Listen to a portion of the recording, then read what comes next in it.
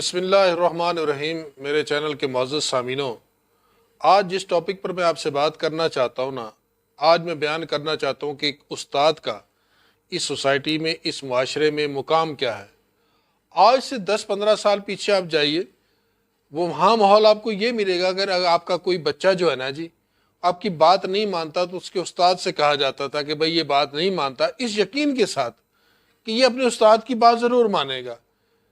یعنی کہ اب سمجھ نہیں آتی کہ اب جو جس سوسائٹی میں ہم سروائیو کر رہے ہیں آج یہ ایسا ہونا بند ہو گیا ہے۔ پتہ نہیں اس معیار کے استاد نہیں ہیں یا ہمارے بچے زیادہ سمجھدار ہو گئے ہیں۔ تو یہاں میں ایک فقرہ کوٹ کروں گا بیکن کا۔ 1000 years ago اس نے ایک بات کہی تھی، if you want to judge the civilization have a look at their teachers۔ آپ کسی بھی معاشرے کا مہذب پن دیکھنا چاہتے ہیں تو ایک نظر ان کے استادوں پر ڈال دیجئے، آپ کو پتہ چل جائے گا کہ وہ معاشرہ کتنا اخلاقی طور پر۔ کیوں؟ جو ٹیچرز ہوتے ہیں نا، کہتے ہیں کہ build the nation pillar deep and lift them to the sky۔ وہ اپنی قوموں کے ستونوں کو زمین میں گاڑتے ہیں اور انہیں افق کی بلندیاں دیتے ہیں۔ Teaching is the profession of the prophets. Basically یہ جو ٹیچنگ تھا، یہ شعبہ تھا، پیشہ تھا انبیاء کا۔ انبیاء بھی جو ہوتے ہیں نا، ایک ایسے معاشرے میں اللہ مبعوث کرتا ہے جہاں لا قانونیت ہوتی ہے، وہاں انبیاء آتے ہیں، اللہ کے قانون کے مطابق ایک معاشرے کی تشکیل کرتے ہیں اور اپنے بعد میں لوگوں کی اصلاح کے لیے اللہ کا کلام چھوڑ جاتے ہیں۔ حضرت علی کرم اللہ وجہ بھی فرماتے ہیں کہ کسی شخص نے اگر مجھے کوئی ایک لفظ پڑھا دیا، سمجھا دیا، وہ میرا آقا اور میں اس کا غلام ہوں۔ یہ تھی استاد کی عظمت۔ خلیفہ ہارون رشید بھی اپنی کتاب میں قصہ لکھتے ہیں کہ میں نے اپنے بیٹوں کو مسجد کے اندر اکثر اپنے استاد کی جوتیاں اٹھانے کے مسئلے میں جھگڑتے دیکھا تھا۔ یہ ہوتا تھا استاد کا مرتبہ، یہ ہوتا تھا استاد کا مقام۔ اور یہاں میں اپنے بھی ایک دور کا ایک قصہ سنانا چاہتا ہوں۔ 1990 میں میٹرک کلاس کا اسٹوڈنٹ تھا، government model high school Khanewal میں ہم تھے۔ وہاں ایک سیمینار ہوا، اس سیمینار میں اس وقت کے ڈسٹرکٹ سیشن جج افضل سہیل صاحب، جو آج اس دنیا میں نہیں ہے، وہ آئے، انہوں نے ایک قصہ سنا۔ افضل سہیل صاحب کہنے لگے کہ میں ایک دن اپنی عدالت کے اندر بیٹھا ہوا تھا کہ اچانک میرے اسکول کے استاد صاحب میری کورٹ کے اندر داخل ہوئے۔ میں نے جیسے انہیں دیکھا میں اپنی سیٹ پر کھڑا ہو گیا۔ جب انہوں نے سارے وکلا نے مجھے دیکھا تو وہ بھی کھڑے ہو گئے۔ میں رستم سے نیچے اترا، اپنے استاد صاحب کو جا کے سلام کیا، انہیں اسی ہاتھوں سے پکڑ کر اپنے چیمبر میں لے گیا، بٹھائے، چائے شائے پلائی، انہیں وہاں سے ادب کے ساتھ رخصت کیا۔ تو کہنے لگے جب میں دوبارہ کورٹ کے اندر آ کر بیٹھا تو مجھے وکلا نے ایک سوال کیا، سر یہ کوئی ریٹائرڈ جسٹس تھے، کوئی بہت بڑے جج تھے جن کے ادب میں آپ اس طرح کھڑے ہو گئے؟ تو وہ کہنے لگے کہ یہ کوئی جج نہیں تھے، کوئی جسٹس نہیں تھے، یہ میرے استاد صاحب تھے۔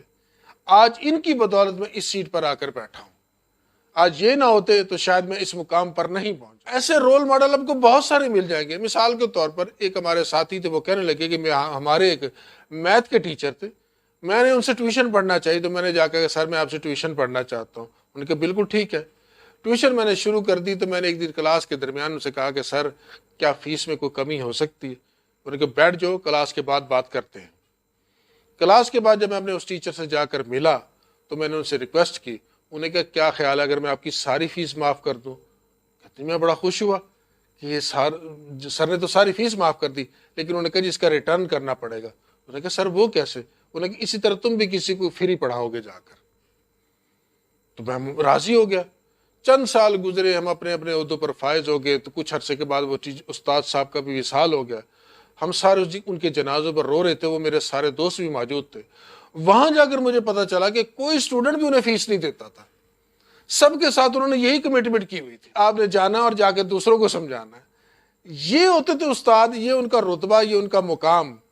تو لہٰذا یہ جو کوئی انسان اگر سمجھتا ہے کہ اگر اس کی زندگی میں کوئی بدلاؤ آیا، کوئی اس کے اندر پرسنالٹی میں فرق پڑا ہے، اسے ترقی ملی ہے، تو یقین مانیے کسی نہ کسی استاد کی مہربانی ضرور ہے۔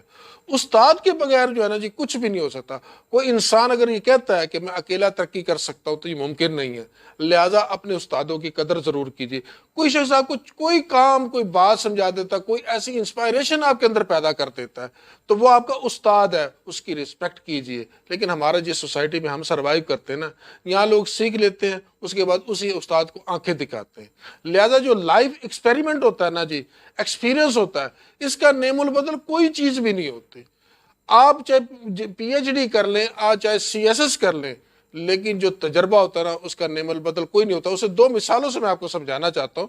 مثال کے طور پر آپ کی مسجد کا امام ہوتا ہے, معمولی پڑھا لکھا ہوتا ہے, اتنا زیادہ نہیں ہوتا, لیکن اس ممبر پر بیٹھ کر مسائل بیان کر اتنا ایکسپیرینس ہو جاتا ہے کہ بڑے سے بڑے مسئلے آپ کے حل کر دیتا ہے, بڑے سے بڑے مسئلے کا بیان کر دیتا ہے.